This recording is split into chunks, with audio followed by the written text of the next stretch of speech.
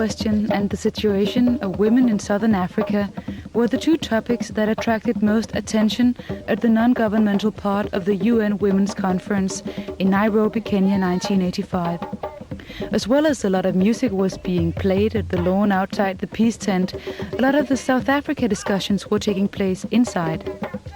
Representatives from the liberation movements, ANC and SWAPO from South Africa and Namibia shared their experiences, and one of the results was a big rally on the lawn protesting against racist South Africa.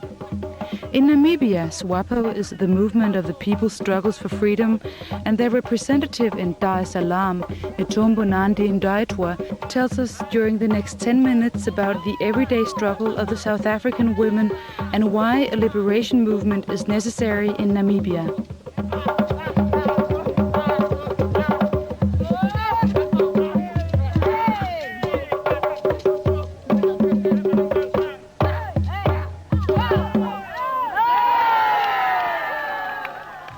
The situation in Namibia now has reached a very critical situation whereby mass arrest, detention, and torture while in jail are being daily increased.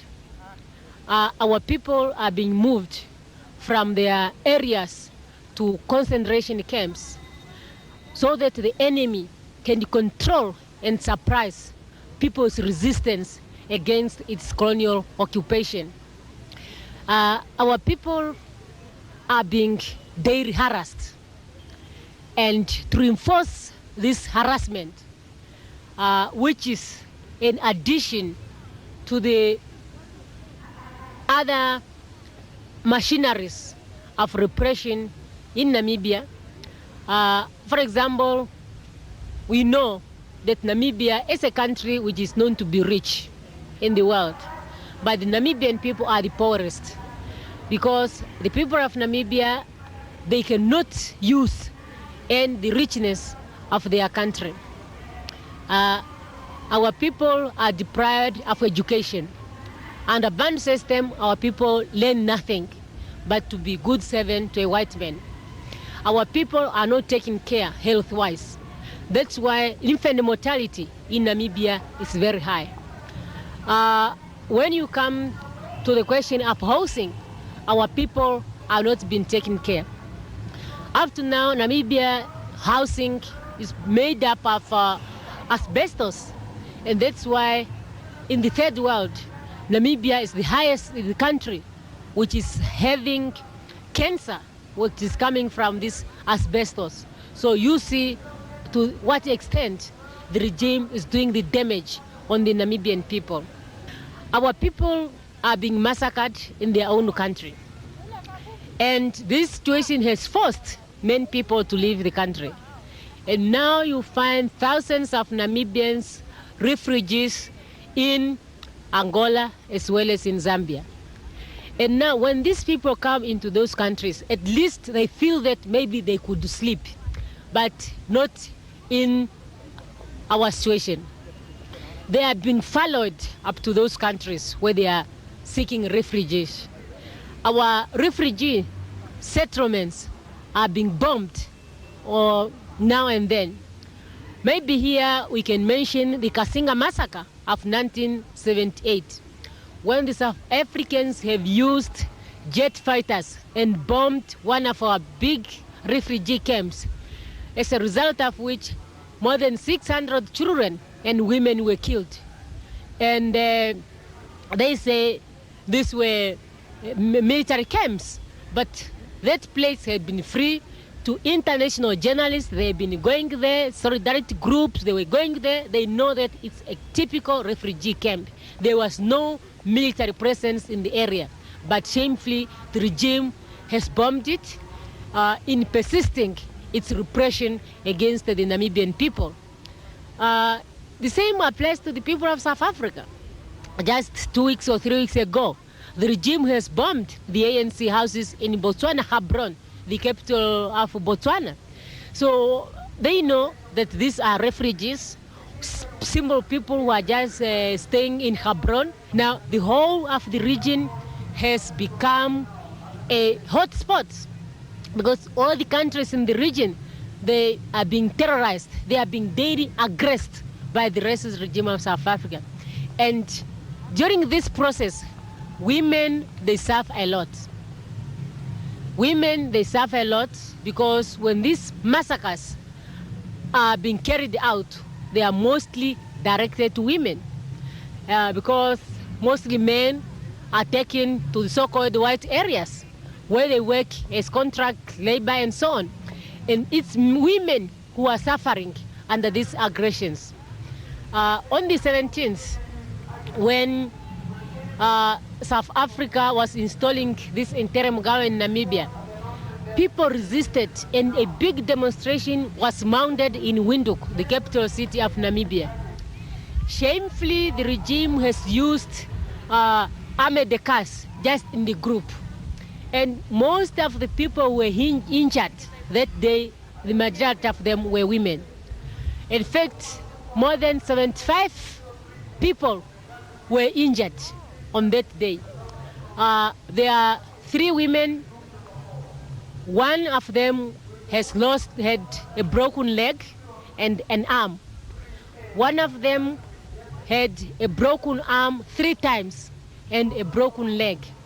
One of them had a broken arm and lost one of her ears, her eye. And many others were having head injury. There was one lady who was also had a broken lips. And one lady, as she was watching the scene, she tried to run away and lock herself in her house.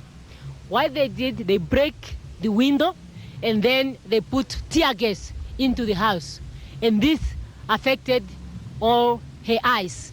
So, and our people are living in this situation daily.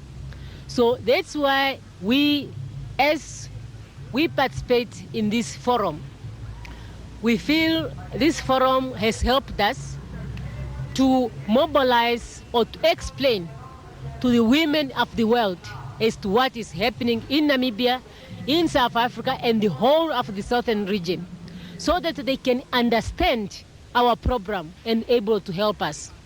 Our people are ready to fight and liberate our country. Our people are determined to wage the struggle. But really, without international support, our struggle could not be at the level where it is today.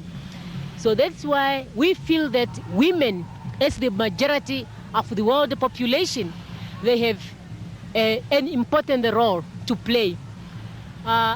We are in this forum with a theme on development, equality, and peace.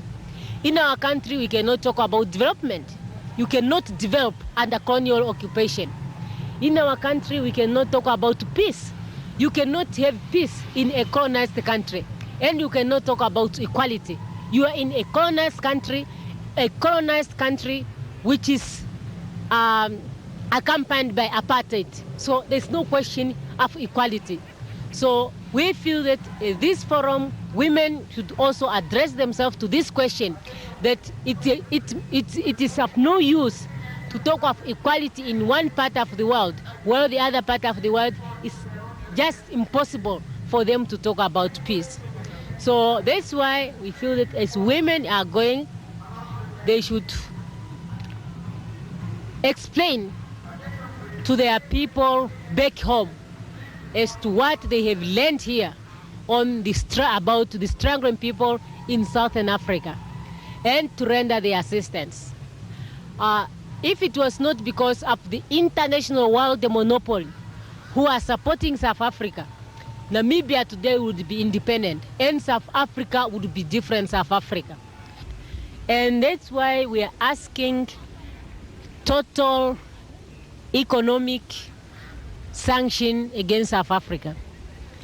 In fact, we are calling for the total isolation of South Africa, because really it will not be on the interest of the Namibian people, on the interest of the South African people, for any company to invest in our countries. There is repressions going on in Namibia and in South Africa. And any country or any company which is investing in Namibia and in South Africa, one way or the other, they are responsible for the agony which is going on in our country.